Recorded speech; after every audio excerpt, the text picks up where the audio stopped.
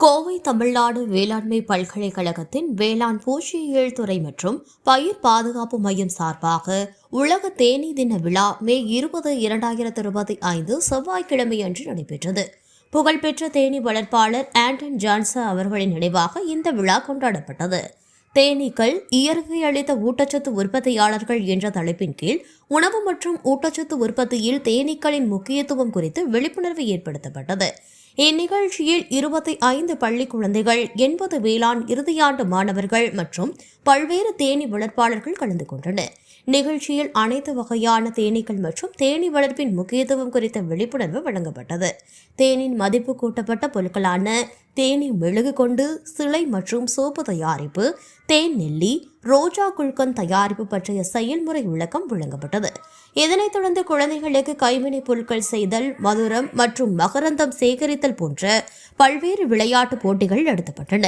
பொதுமக்களுக்கு தேனீக்களின் மேல் உள்ள அச்சம் விலக பேராசிரியர் சாமிநாதன் அவர்கள் முகம் முழுவதும் தேனீக்களை பரவ செய்து தேனீ தாடி வைத்து காட்டினார். இந்நிகழ்ச்சியை தமிழ்நாடு வேளாண்மை பல்கலைக்கழக பயிர் பாதுகாப்பு மைய இயக்குநர் முனைவர் சாந்தி அவர்கள் தலைமை தாங்கினார். இந்நிகழ்ச்சியில் வரவேற்புரை அளித்த பூச்சியியல் துறையின் பேராசிரியர் முனைவர் சாமிநாதன் உலக தேனீ தினம் கொண்டாடப்படுவதன் முக்கியத்துவம் குறித்து எடுத்துரைத்தார். தொடர்ந்து பூச்சியியல் துறையின் பேராசிரியர் மற்றும் தலைவர் முனைவர் முருகன் அவர்கள் தேனீ வளர்ப்பில் இளைஞர்களின் முக்கியத்துவம் குறித்து விழிப்புணர்வு வழங்கினார். பின்னர் சிறப்புரையாற்றிய பயிர் பாதுகாப்பு மைய இயக்குநர் முனைவர் சாந்தி அவர்கள் விவசாயத்தில் தேனீக்களின் பங்கு மற்றும் மகரந்த சேர்க்கையின் முக்கியத்துவம் குறித்து குழந்தைகளுக்கு விளக்கம் அளித்தார். ஒவ்வொரு தேனீ வளர்ப்பாளர்களும் அவரவர்களுக்கு தேனீ வளர்ப்பில் ஏற்பட்ட சவால்கள், சாதனைகள் மற்றும் அனுபவங்களை அனைவரிடமும் பகிர்ந்து கொண்டனர்.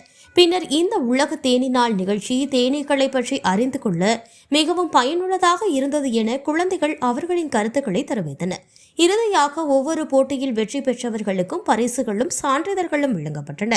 இந்நிகழ்ச்சியில் பலதரப்பட்ட வயதுடைய குழந்தைகள், அவர்களின் பெற்றோர்கள், தேனீ வளர்ப்பாளர்கள், பல்கலைக்கழக பேராசிரியர்கள் மற்றும் பூச்சியியல் துறையின் மாணவர்கள் பங்கு பெற்றனர்.